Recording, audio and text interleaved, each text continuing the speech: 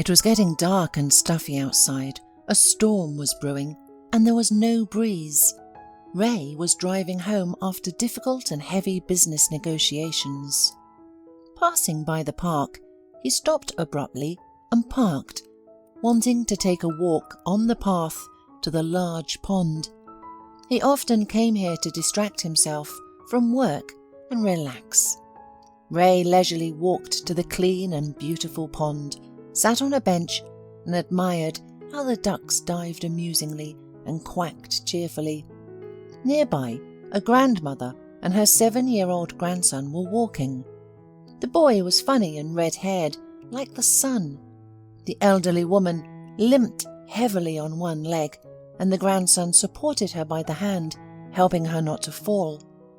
From the side, the little boy's care looked very touching. The woman wearily sat down on a nearby bench, and the restless boy opened his shabby backpack, took out a sheet of paper, and ran up to Ray.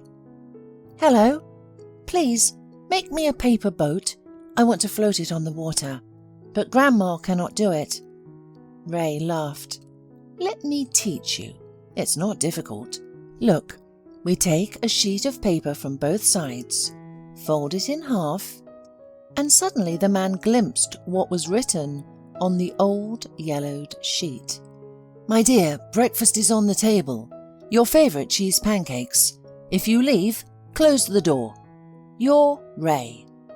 Ray's breath caught, and he broke into a cold sweat. This couldn't be. It was his own note left for one person many years ago. He wouldn't mistake his own handwriting for anyone else's. It was just unbelievable. Ray grew up in an orphanage and went through harsh trials before becoming successful and rich, achieving everything on his own from scratch. His mother gave up on him in the maternity ward and just ran away. So the child never knew maternal affection or home warmth. All his childhood, he was surrounded by governmental walls and adults indifferent towards the fate of orphanage children. There were humiliations and punishments, malnutrition, and deadening loneliness.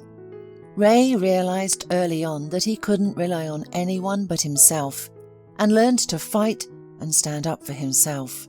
Besides, the boy had a talent and a passion for technology, including electronics. He learned to understand and repair breakdowns, and soon even the educators started asking him for help and advice, respecting him for his intelligence and resourcefulness. Besides, Ray had a commercial vein. He knew and understood where and what could be bought cheaper and sold at a profit and a higher price, making a good profit for himself. After graduation, one of his teachers, feeling sorry for the talented and stubborn boy, helped him with entering to the college. Thanks to him, Ray did not go, like many others, the wrong way, but became a qualified economist and started his own business. At first, he organized a small company for the repair and sale of office equipment and phones. Little by little, orders started coming in, income multiplied, and the business gained momentum. Ray lived in a tiny and worn-out room allotted to him by the state, ate only macaroni and the cheapest sausage, and invested all the profits in his creation. It was very difficult. The guy spun like a squirrel in a wheel for days, skipped meals, and slept poorly. But over time, he bought himself a cozy house, furnished it with love, and began to enjoy comfort. In his career, everything was going more than great, but in his personal life, Ray was categorically unlucky. The man fell in love at first sight with the gorgeous blonde Carol, whom he met at his friend's birthday. The girl had completely won over the young man with her beauty. She seemed so sweet and charming. A passionate romance ensued and the couple soon married. However, after the wedding, Carol drastically changed. Where did the shy and quiet girl go? The wife began to squander money left and right, only thinking about new outfits and social events. As it turned out, Carol was completely unsuited to household and family life, and had no intention of learning or finding a job. She also didn't want to hear about children, saying it was too early to rush. And then the bedtime pleasures became boring and did not please either of them, and there was nothing else that the couple had in common. The man was often furious when, coming home after a hard work day, he saw his wife chatting non-stop with some friend and the expensive pizza from the restaurant for dinner. Years went on and nothing changed. In response to her husband's requests to cook or bake something occasionally, Carol only snorted. "Why should I slave away at the stove? Hire a cook. What's the problem?" After 5 years, Ray finally filed for divorce, tired of his wife's insatiable appetite. Nothing was enough for her. After the divorce, the businessman certainly had other romances, but they all ended in breakups. Ray was good at making money, lived in luxury, but did not consider money the meaning of his life. He helped orphans because he himself had suffered greatly in childhood and knew how difficult it was to survive in shelters. His only true friend was a huge dog named Simon. The man got him for a few dollars from a homeless person. The puppy was in terrible condition, skinny, flea-ridden, and with a torn ear. Ray spent a long time taking care of the dog, treating him, giving him vaccinations, buying special food, and finally cured him and sincerely loved him. So they lived together with the dog, but Ray longed for a family, children, and domestic warmth. His musings and memories were interrupted by the same boy who had not left and patiently waited for the stranger to finally make a paper boat. "Did you forget how to make a paper boat?" asked the boy. Ray shook his head, chasing away the shadows of the past, and suddenly asked, "What's your name, little one? Where did you get this piece of paper? Tell me, it's critical for me to know." The boy looked at him in surprise. "My name is Kevin. I took the piece of paper from the pile of old notebooks at home. It was useless anyway." Ray put aside the yellowed piece of paper, went to his briefcase, took out a clean album sheet, and made the paper boat. He gave it to the joyful boy, and then approached his grandmother with the same note. "Good afternoon. My name is Ray. Excuse me, but your grandson just asked me to make a paper boat from this piece of paper, and I accidentally read the note. Here it is, take a look. It may seem silly and ridiculous from the outside, but it's my note. I wrote it many years ago to a girl named Tracy. Are you familiar with her? Otherwise, how could this not be in your house?" The elderly woman sighed heavily. "Nice to meet you. My name is Dorothy, and yes, Tracy was my late daughter. She died 7 years ago during childbirth. Now I'm raising my grandson alone. It's so hard, I have no strength or health left. And the note? I don't even know. Perhaps my daughter loved you very much, since she kept it so carefully." Ray asked, dumbfounded, "How did she die? And when is Kevin's birthday?" Dorothy confirmed. "Kevin was born on June the 9th, but I don't even know who the father is. My daughter was silent until the very end. She lived in another city for a while and worked at a cafe. She often called, chattering about how she had met her true love and how everything was going so well, and they were already living together, with the wedding coming soon. Then suddenly she came home with her things in tears and was pregnant. She was silently crying into her pillow. I tried to talk to her, but she wouldn't listen. It seems she had a fight with her boyfriend. But I'm not that heartless, and I felt sorry for my daughter. I grumbled a bit and forgave her. I didn't want to burden her with questions. I thought she would give birth, recover, and tell me everything. But then everything turned out so terrible. Oh, what a tragedy. The pregnancy was difficult, the delivery was complicated, and they barely saved Kevin. But they couldn't save his mother. When I was told that my daughter had died, I couldn't believe it. How could this happen? I took a healthy woman to the maternity ward, and they killed her. She was so young. She had so much life ahead of her. At first I thought I would go crazy with grief. I was angry, and I didn't want to take care of the baby. I thought everything was his fault. But then my heart softened, and I went to see him. When I took my grandson in my arms, it was like a light shone in my soul, and warmth spread throughout. He was such a wonderful baby, with red hair and blinking eyes, and I realized that he was an innocent soul, not guilty of anything. And he was an orphan. His father was missing and his mother had passed away. What awaits him? An orphanage? And what about me? Could I live, eat and sleep peacefully, knowing that my grandson was suffering in an orphanage?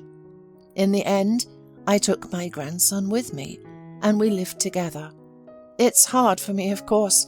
I save on everything and I can't work because of my cursed limp. Oh, I'm sorry for rambling on. Apparently I've been holding it all in for so many years. Ray was in complete shock. Everything matched up. Could Kevin be his son? He had red hair. Ray was blonde, but Tracy had beautiful honey copper hair and freckles on her nose. Maybe he took after his mother. How can he verify all this? And then it dawned on him. He discreetly took a fallen hair from the boy's shoulder and put it in his pocket. And at the same time he was continuing the conversation. "How long have you been limping, Dorothy? What kind of illness do you have? It's not just impertinence or curiosity. I want to help you." The woman replied, "Oh, it's been a long time, dear. It's been 9 years since I slipped on the ice and fell on my knee awkwardly. Since then I've had problems with my leg, and every year it gets worse. I damaged the joint. The doctors prescribed useless ointments and injections and hinted expensive surgery to replace the entire joint. But that costs a lot of money. Where can I get it from?" It was getting dark, and the woman realized, "Oh, it's time for us to go home. Otherwise it'll be nightfall by the time I get there, and my grandson hasn't had dinner yet. Let me give you a ride home, it's not a problem. My car is parked here, near the park." The old lady started wailing. "Thank you, kind man. I won't refuse. When I think about how far I have to walk, I get scared." Ray drove his grandma and Kevin home and saw where they lived. Their house was small, shabby, and it was clear that they lived in poverty. The new acquaintances said goodbye warmly, like old friends, and Ray drove home. All evening he couldn't get little red-haired Kevin out of his head, and he went back in his memory to that same romance with Tracy. This happened almost immediately after his divorce from his wife. He felt bad and miserable, and he decided to drink so heavily that everything bad would fly out of his head. He could have done it in an expensive restaurant, but for some reason he wanted to do it in an ordinary roadside cafe. That's where he met Tracy. This was a lively, red-haired young woman with an enchanting smile. Brought him one shot after another, but he wasn't getting drunk.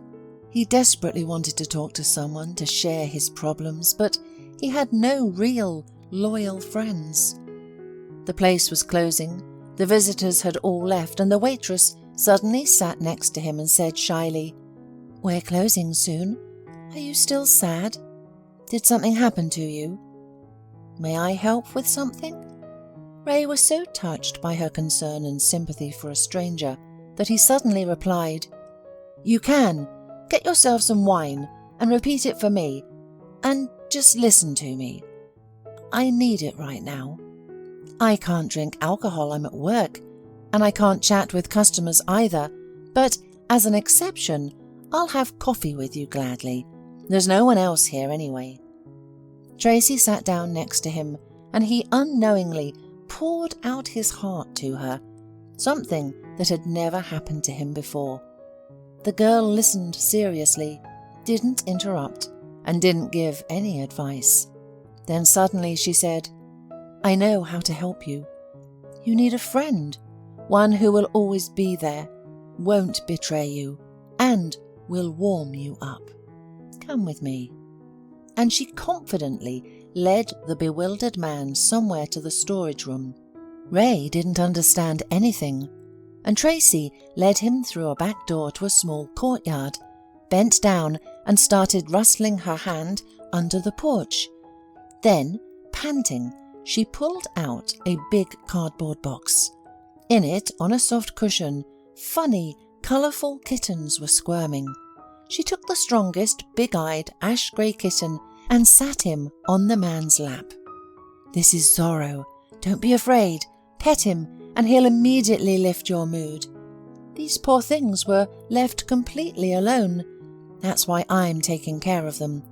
At first I ran to feed them with a dropper every hour, and everyone laughed at me. They didn't believe that the kittens would survive, but I managed to get them all on their feet. And this is my favourite kitten. He's so wonderful. Don't you want to take him? I would take him myself, but I have a cat at home, and my landlady won't allow another kitten. The little ball of fur trustingly snuggled up to the man, and as soon as he felt the warm hands, he immediately started to purr and rub his face, making loud sounds. Ray couldn't help but smile. The kitten was so cute and funny. He looked at the waitress tenderly and replied, "I am relieved.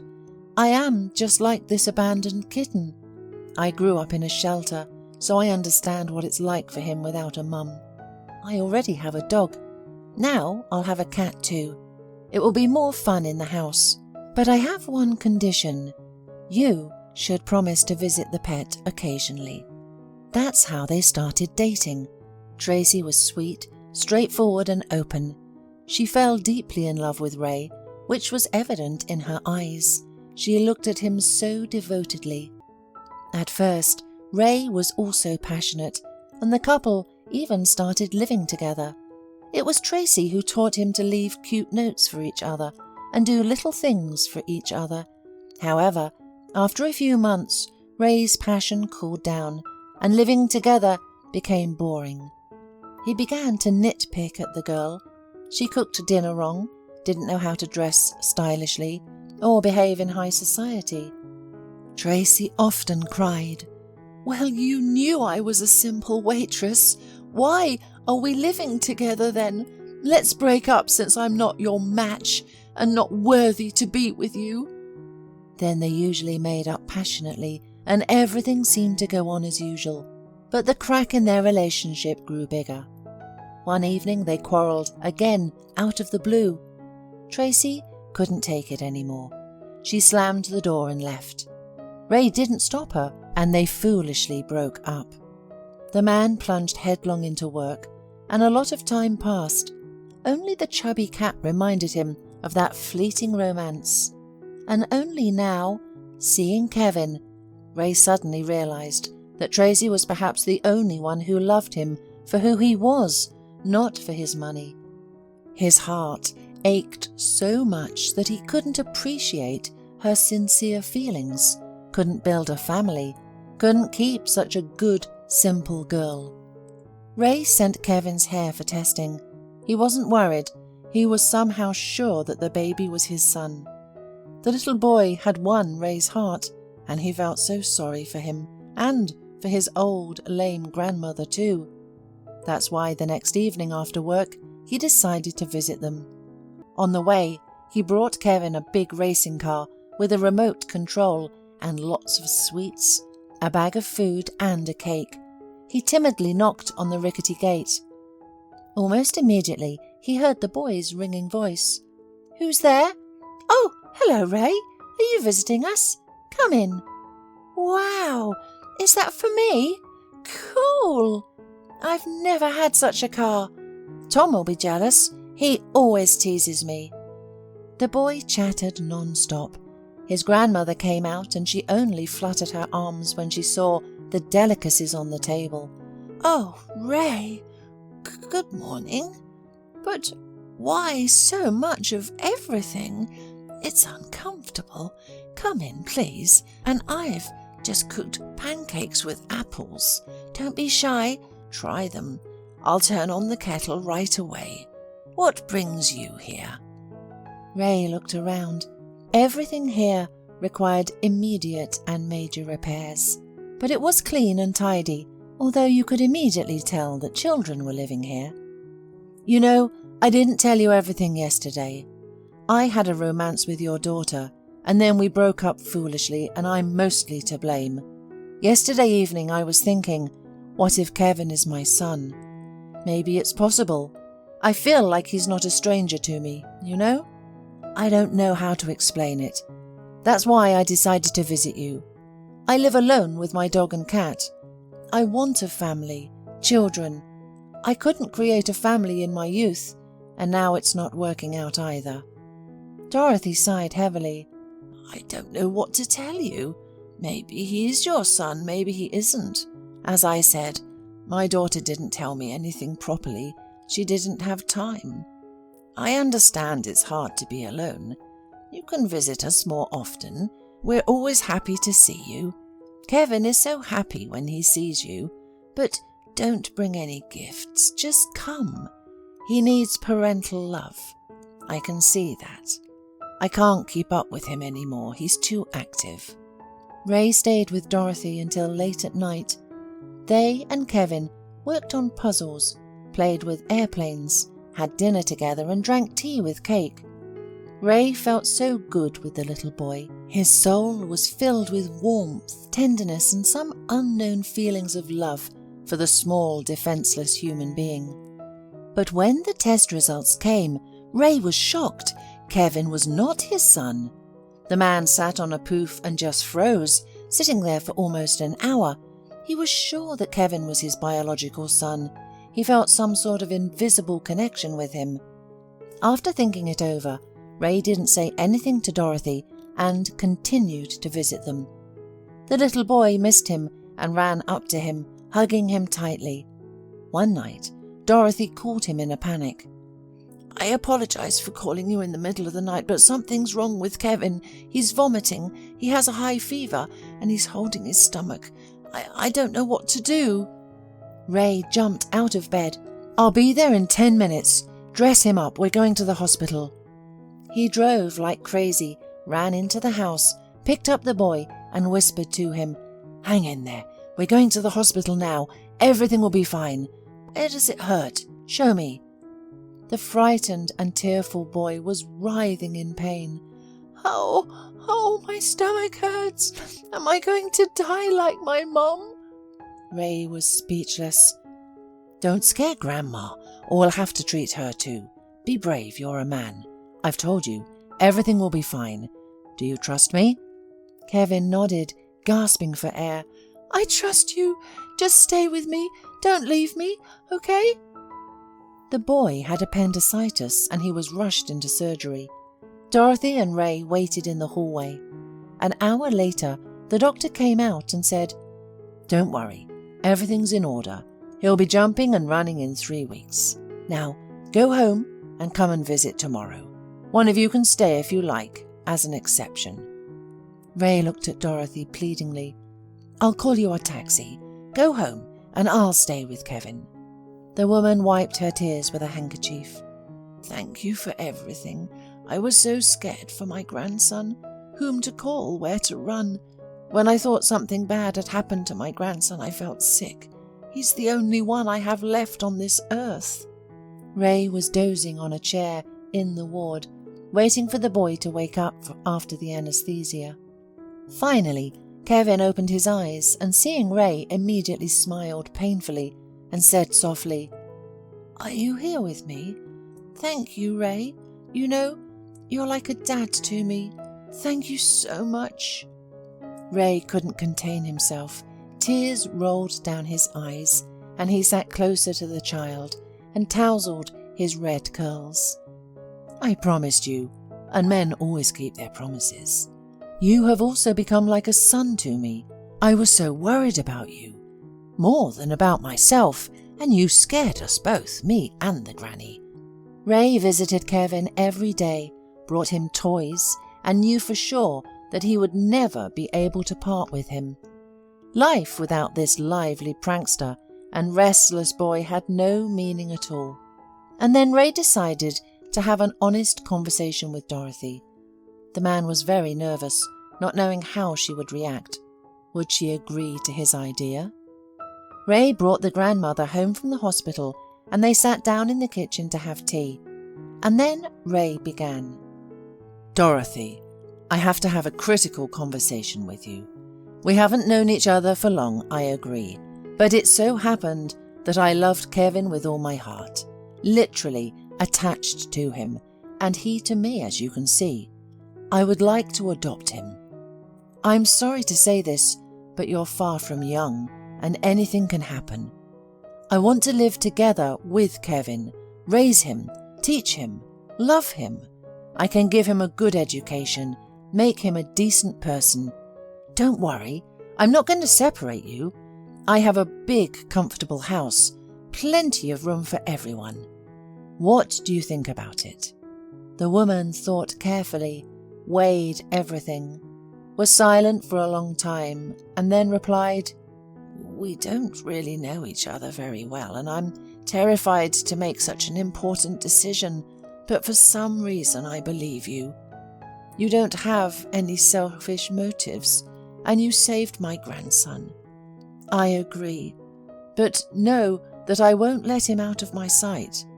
If you're not lying and will live together, then so be it. I don't want my grandson to end up in an orphanage.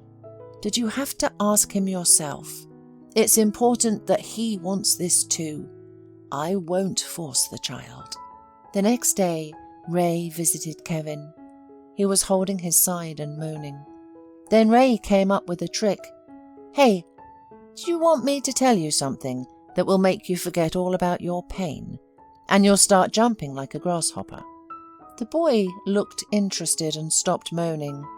"What? Tell me." Ray exhaled. "I want to adopt you and take you and your grandmother to live with me.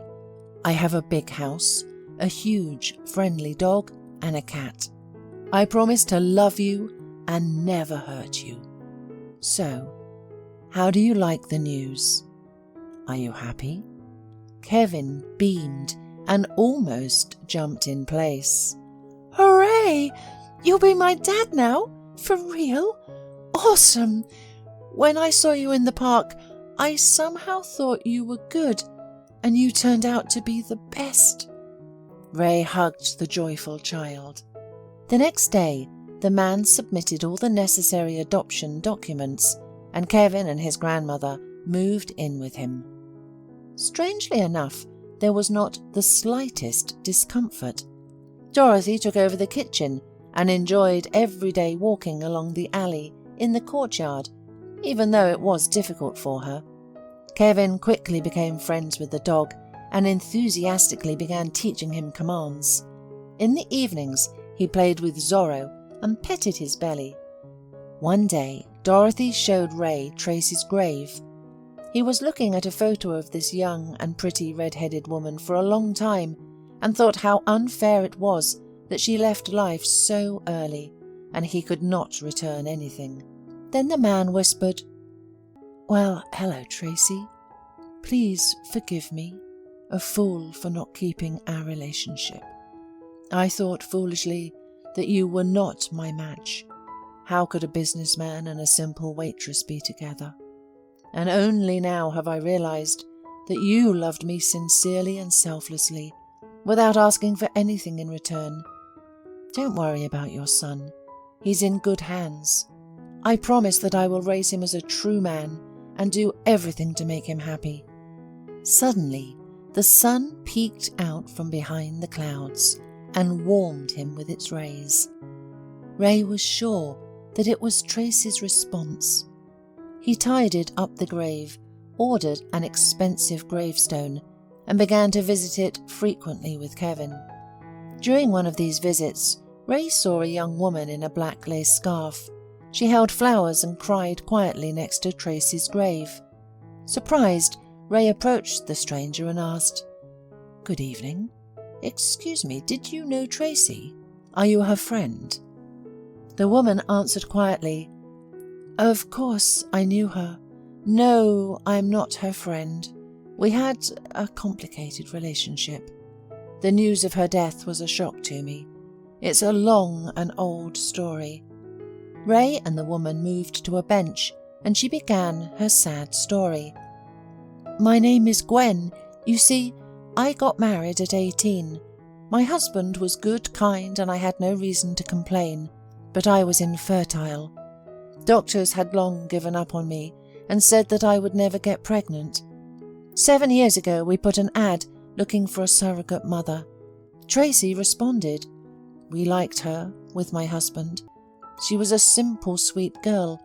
The only thing that worried us was that she didn't have any children of her own at the time.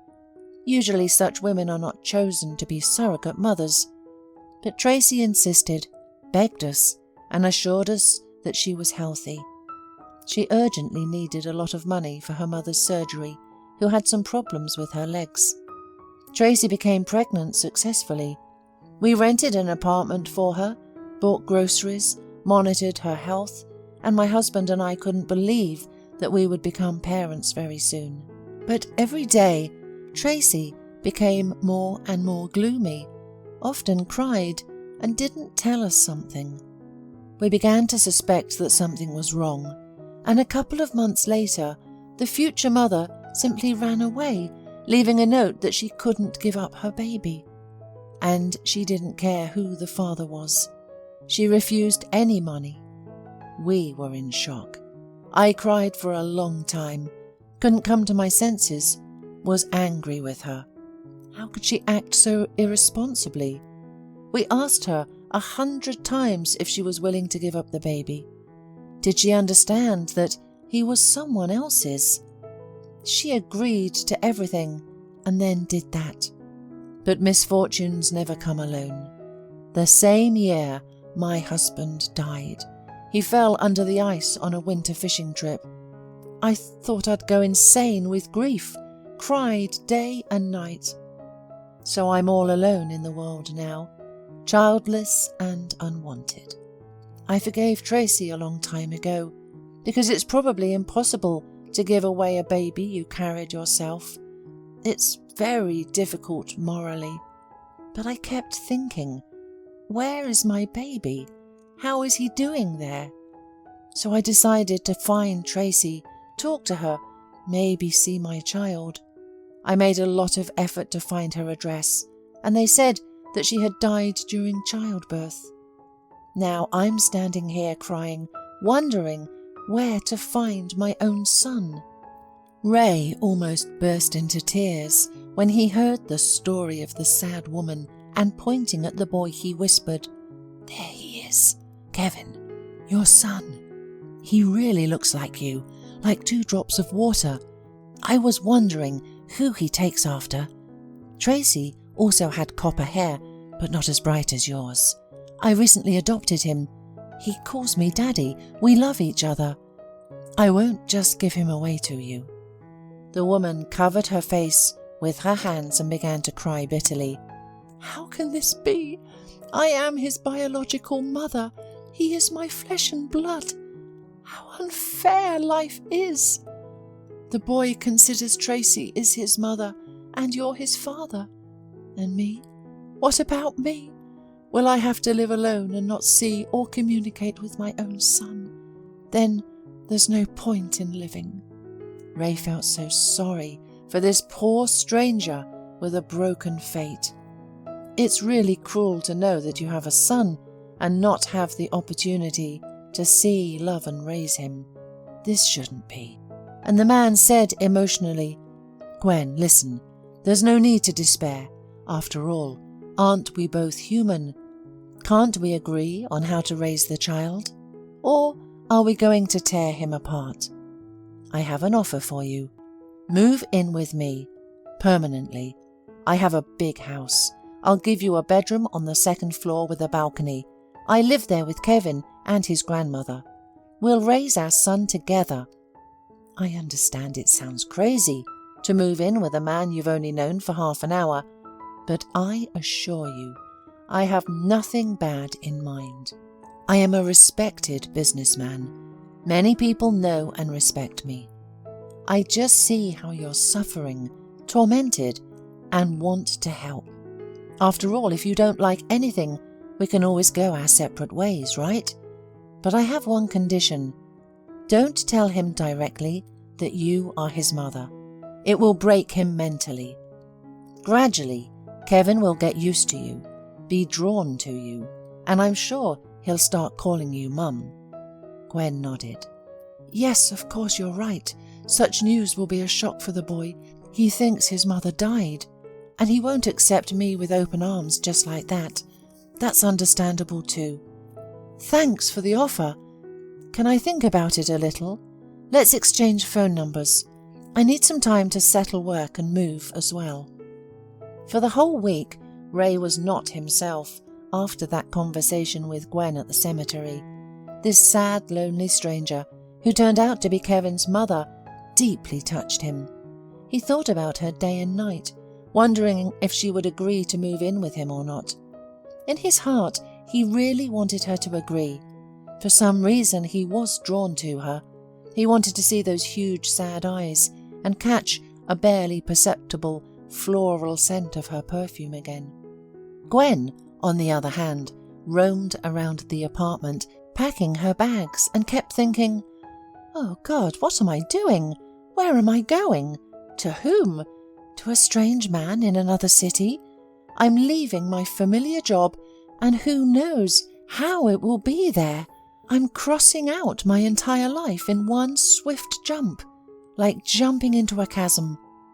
But on the other hand, what kind of life? Full of loneliness and sadness, tears and pain. What am I losing? A boring route, work empty, housework. After all, my son Kevin is there.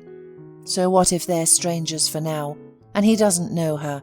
At least she'll be there like a guardian angel to protect and love him. And time will fix everything. No, it's decided. My son is worth it." Throughout the journey, Gwen shivered as if cold. She had bought her son an expensive robot and a trendy backpack, and timidly knocked on the door. A huge dog barked, and she heard a male voice. "Simon, stop! Who's there?" Ray came out onto the porch, and his heart started beating faster when he saw Gwen standing there. How beautiful she looked in her cashmere coat, with a red strand of hair sticking out from under her cute beret. Her huge eyes looked so scared. "Well, here I am," she said. "Accept the new tenant. I hope you haven't changed your mind and everything is still valid." Ray smiled broadly and replied, "Gwen, come in. I'm overjoyed you accepted my offer. I warned Dorothy, but I haven't given her all the details yet.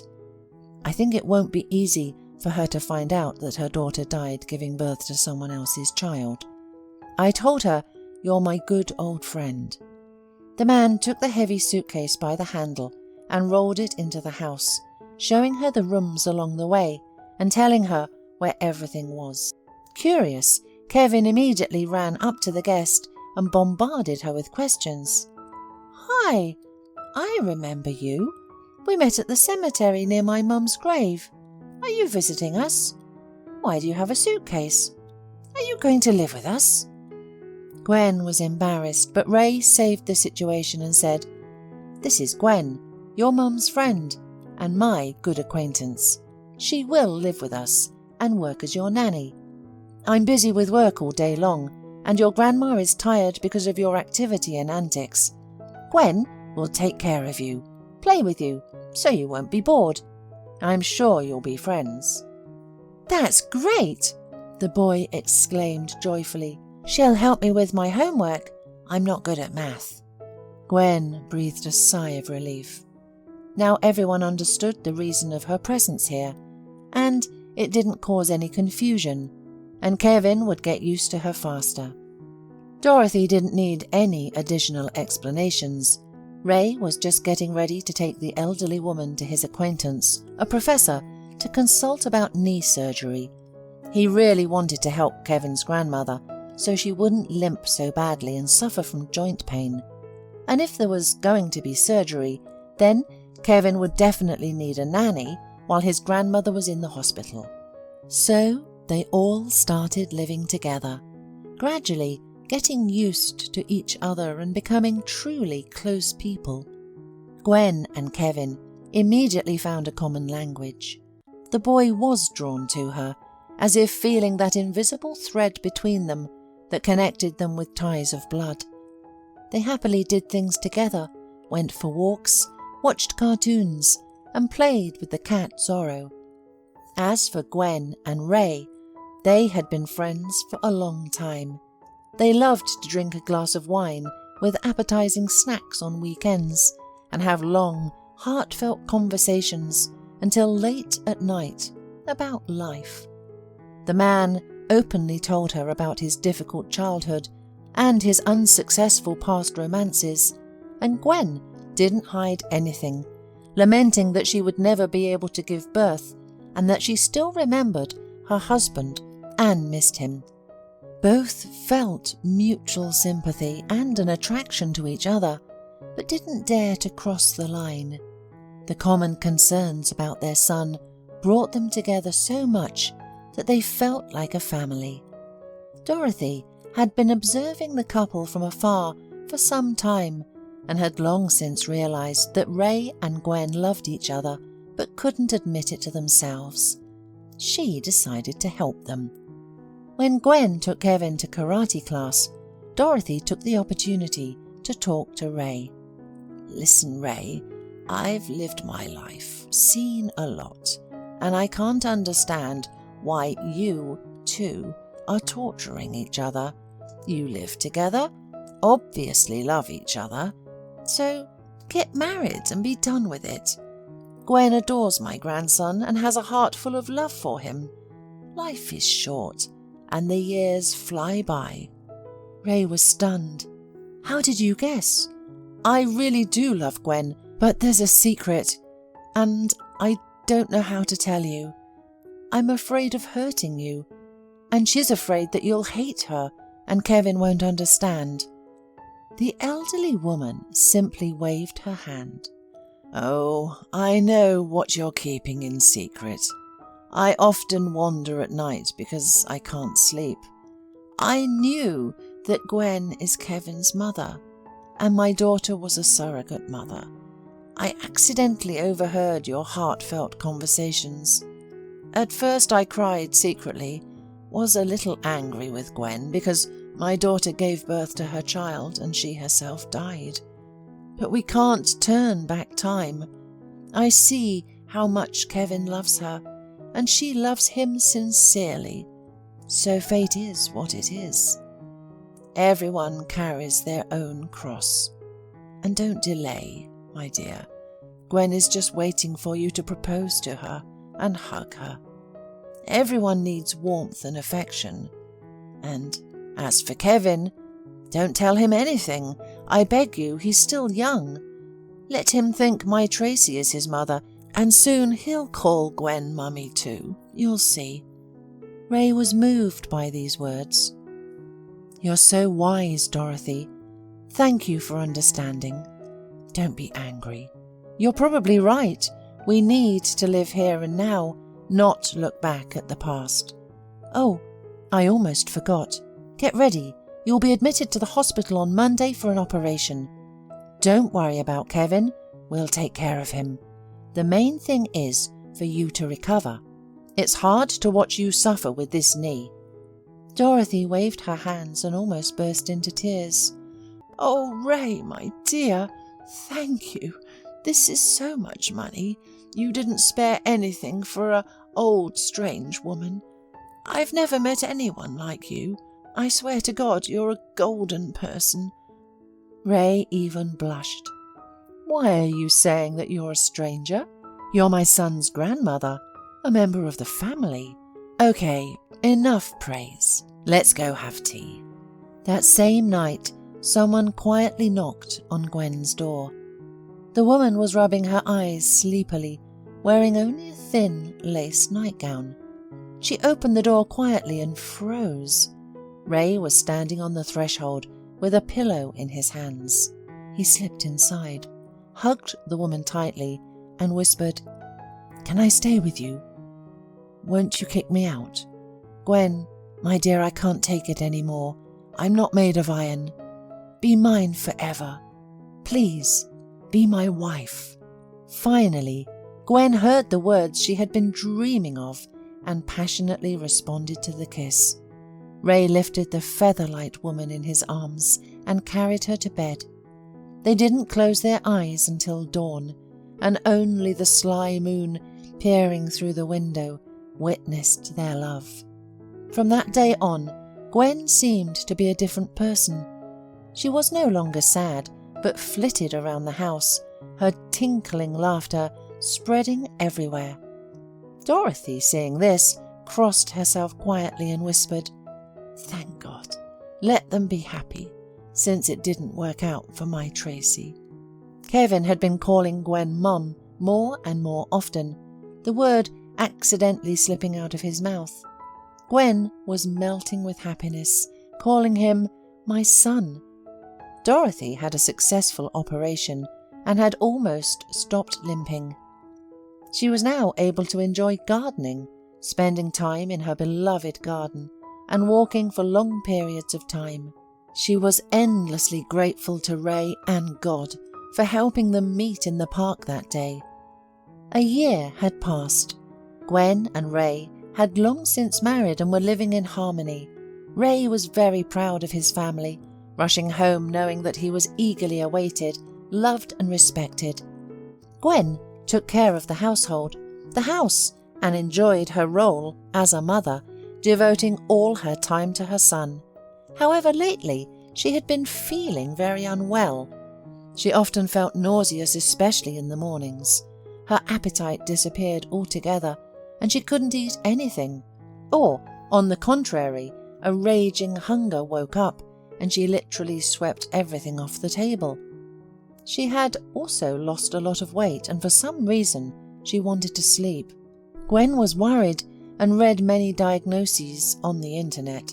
She began to suspect the worst and was afraid to go to the doctor. What if he said she had little time left to live? So she endured it all, hoping it would go away on its own. Ray also began to suspect that something was wrong. His wife had changed a lot. She became absent-minded, often cried secretly, and their intimacy became less frequent. He tormented himself, thinking that maybe Gwen had fallen out of love with them and was now suffering, not knowing how to say it. And only Dorothy had long suspected what was going on, and one day couldn't stand it. "The girl will be born. I bet you anything. True signs." Ray and Gwen looked at her in amazement and asked in unison, "Who is having a girl? What are you talking about?" The elderly woman just laughed. "Oh my God, we're both over 30 and they still don't understand that they're going to have a baby soon. It's hilarious, I swear. Kevin, your sister will be born. Remember your grandmother's word." Gwen just waved her hand. "No, it's impossible. Don't make up anything. I have been childless for a long time, and the diagnosis was given to me by medical professionals. I just got sick, but I don't know what it is. It's hard and bad for me." Ray just blinked and didn't know how to react, wondering if the old lady had gone crazy. Dorothy, as if she read his mind, said, "Do you think the old woman has gone mad in her old age? Well, we used to tell the terms, pregnancy and the gender of the child by signs in the village. It's a girl, and that's it." The couple talked all night, unable to sleep, and early in the morning, despite Gwen's protests, Ray took her to the gynecologist. Gwen cried and couldn't believe her ears when the doctor ran the sensor over her stomach and told her, pointing to the monitor, "You are pregnant, 3 months along. Everything is fine." Why are you crying?" The woman explained through sobs. "I am happy, but I was told many years ago that I was hopelessly infertile, so I didn't expect to get pregnant at all. It's just a miracle." The doctor just smiled. The child is a miracle, but we've seen even more amazing things here. Your doctor was wrong. Anything can happen. Get dressed, Mum, and don't cry. Take care of yourself. Ray almost went crazy with happiness. Soon he would become a father. They will have a child. He didn't even dare to dream about it. Now the main thing was for Kevin to understand everything correctly and not be upset and jealous. When Ray and Gwen returned from the hospital, they found Dorothy crying at home. "Ray, Gwen, Kevin ran away. My tongue led me to this. Yesterday I told that a girl would be born, and he probably heard that and thought something wrong. I came to wake him up in the morning, but he's not here. I searched the yard. I even walked around the whole neighbourhood. I don't know what to do. Where should I look for him? Where could he have gone?" Gwen suddenly realised. "I know where he is. At his mother's grave. Let's go quickly." Silly boy. I can't imagine what he'd overthink to himself there. The spouses went to the cemetery and indeed found a sad and tearful Kevin sitting by his mother's grave. Seeing Ray and Gwen, the boy shouted, "Go away! I'm not needed by you anymore. I'm a stranger to you, and soon you'll have your own baby. Why do you need me? I'll just be a hindrance." Gwen couldn't hold back. She fell to her knees. "My dear son, what are you saying? My little one, I love you more than life. I swear. We'll all raise your younger sister together, but we won't love you any less because of that." Kevin wiped his nose and looked at Ray suspiciously. "Is it true, Dad? You won't stop loving me either? Honestly?" The man picked up the boy and hugged him tightly. "As a man, I give you my word. You're my son, and I'm proud of you. Never do that again. Don't run away. You scared us a lot. Grandma has been crying all morning. Well, let's go home. Don't upset your mum. She may be in heaven, but she worries about you, as well as your second mum, Gwen." On the way, Kevin hugged Gwen, calmed down and fell asleep. He realised that he was important and needed in this family, that they loved him and worried about him. Gwen's pregnancy was difficult. She suffered from swelling and toxemia. But Ray supported her greatly and took care of her tenderly, massaging her legs and lower back, helping her put on shoes. One day, Kevin also put his ear to Gwen's belly and talked to his little sister. "Hey, can you hear me? I'm your brother Kevin. I'm waiting for you to play my super train." Amazingly, the baby always kicked inside as if responding. It was so cute. Ray went with Gwen to parenting classes and agreed to be her partner during labour, which he later regretted deeply.